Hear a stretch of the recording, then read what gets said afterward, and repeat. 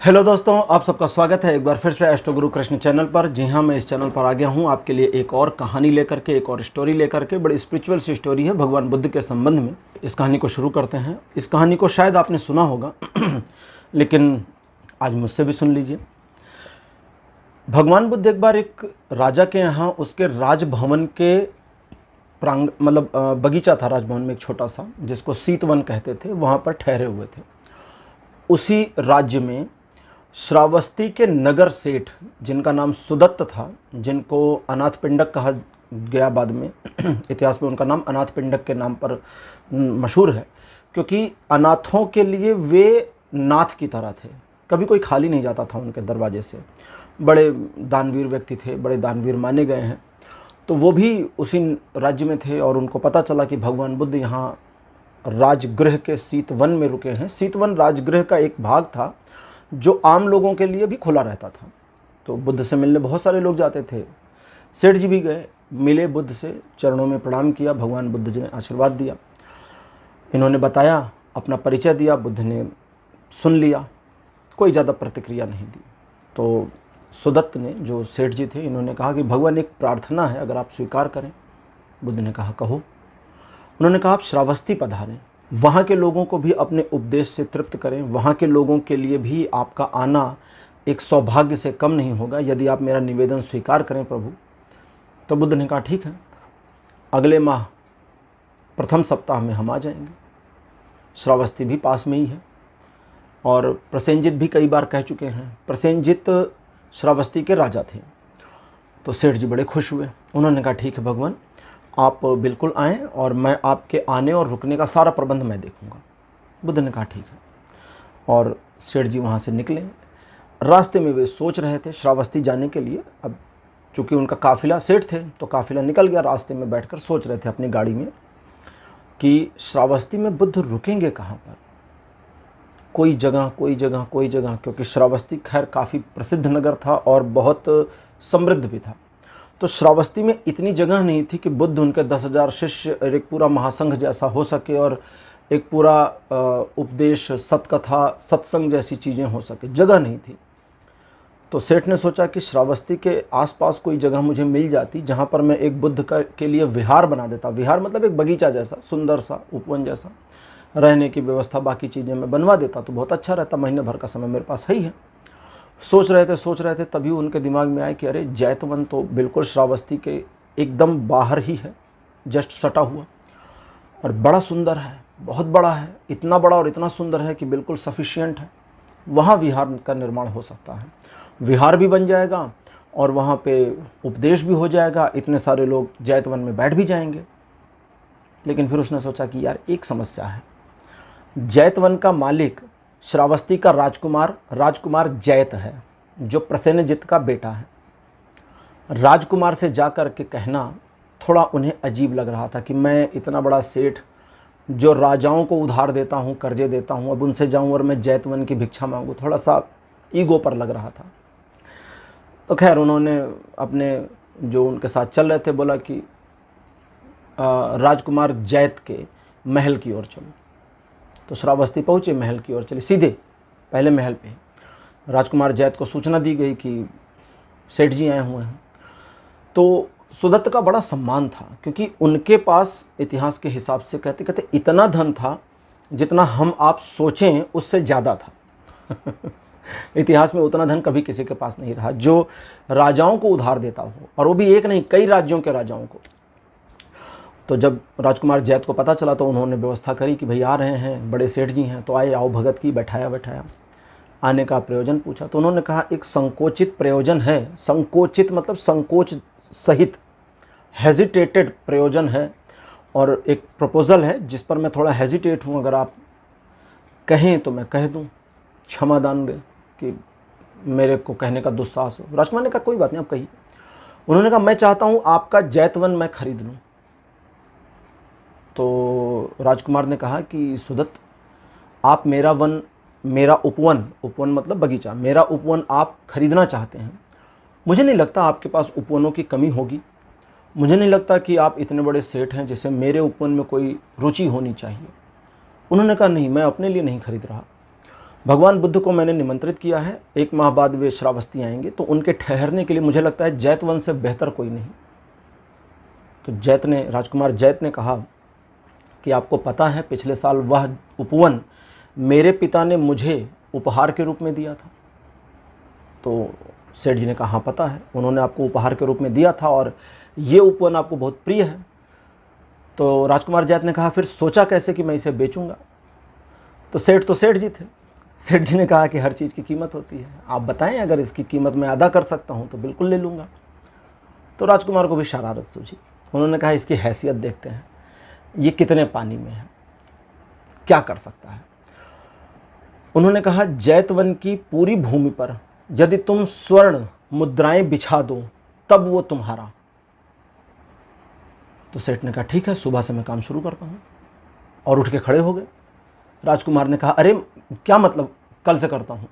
उन्होंने कहा आपने कीमत बता दी, मैं कीमत अदा कर रहा हूँ, कल से मैं सुबह, अभी मैं पहुँचूंगा, सुबह से मुद्रा बिछनी शुरू हो जाएगी, पूरे जैतवन को मैं स्वर्ण मुद्राओं से ढक दूंगा, सोने के सिक्के, मुद्रा मतलब सिक्का समझिए। और वो सिक्का आजकल का हमारा वो 1 रुपये वाला सिक्का नहीं है, वो मोटा सिक्का होता था, भारी।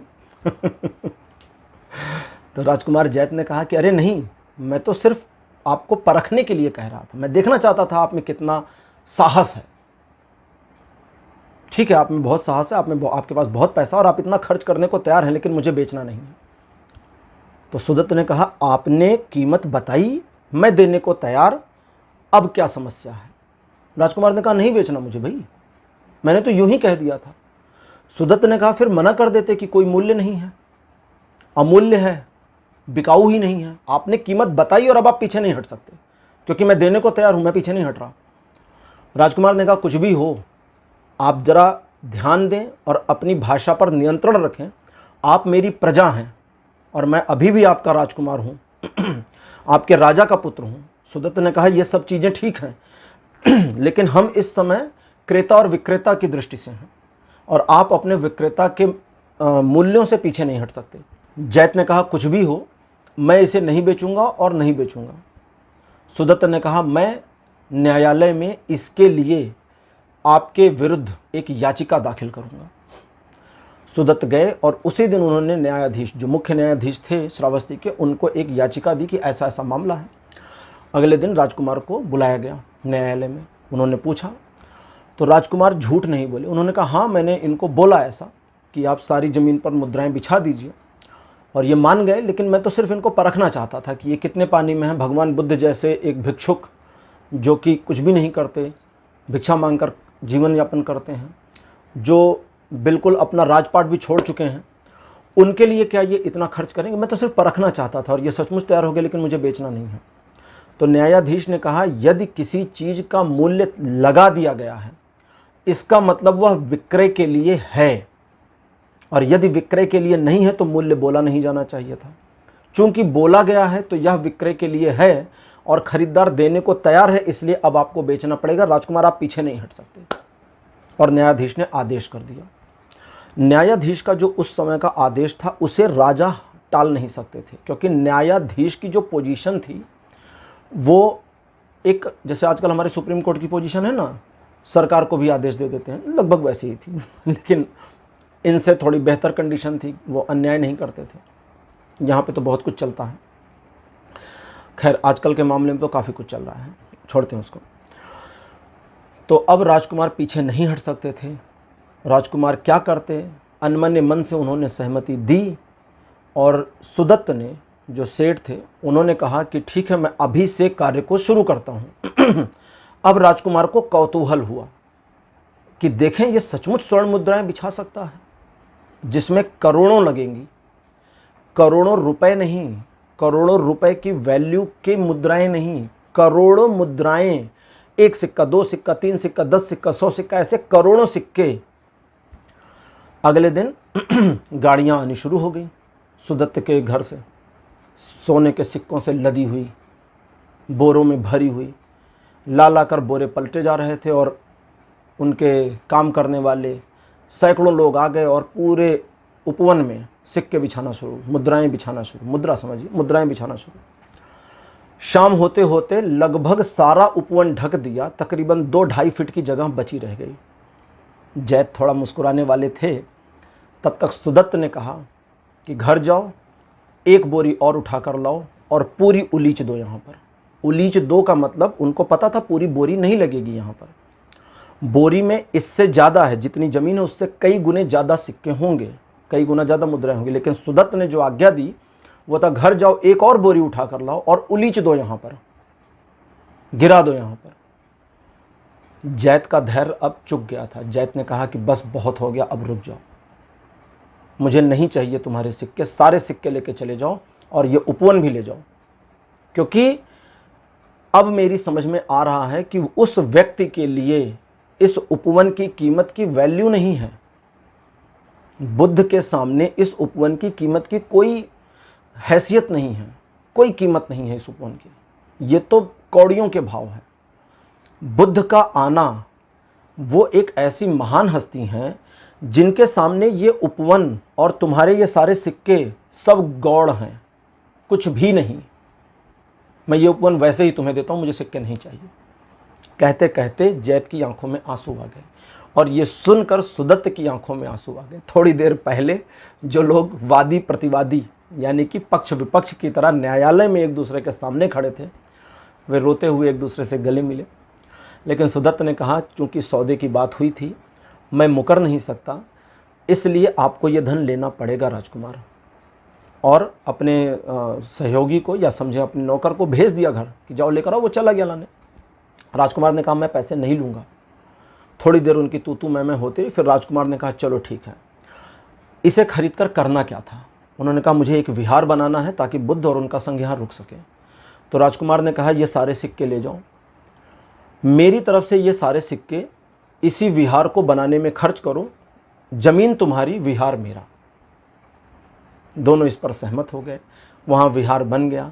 वो पूरा उपवन भगवान बुद्ध के संघ को दान कर दिया गया था। उस समय ये उस समय इतिहास में किया गया मूल्यों के हिसाब से सबसे बड़ा दान था, और जो इतिहास में दर्ज हुआ उसके हिसाब से लगभग 18 करोड़ मुद्राएं उस जमीन पर बिछाई गई थी। थोड़ी सी नहीं, एक मुद्रा तकरीबन 1-1.25 इंच की होती थी और 18 करोड़ मुद्राएं लगी थी उस पूरी ज़मीन को ढकने के लिए। वो इतना बड़ा उपवन था।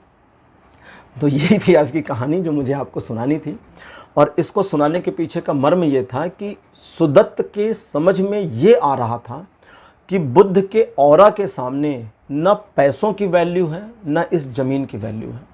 और यही बात थोड़ी देर के बाद राजकुमार जैत समझ गए, और भगवान बुद्ध की आगे कई सारी कहानियों में, उनके जीवन के कई सारे वृत्तांतों में बार बार श्रावस्ती आए भी हैं, और राजा प्रसेनजित से उनके अच्छे संबंध भी बने हैं। श्रावस्ती में ही अंगुलीमाल नाम का एक डाकू भी था जो बाद में भगवान बुद्ध का भिक्षु भी बना। उसकी भी कहानी मैंने सुना रखी है, आप लोगों को चैनल पर चेक करेंगे तो मिल जाएगी। तो दोस्तों आज की कहानी यहीं ख़त्म होती है। आज की कहानी आपको कैसी लगी, अपने एक्सपीरियंस, अपने अनुभव कमेंट सेक्शन में ज़रूर लिखिए। इस वीडियो को लाइक करिए और इस कहानी को शेयर करिए लोगों के साथ, और चैनल को सब्सक्राइब करना मत भूलिएगा। अगले वीडियो में आपसे फिर मिलूँगा। Bye bye.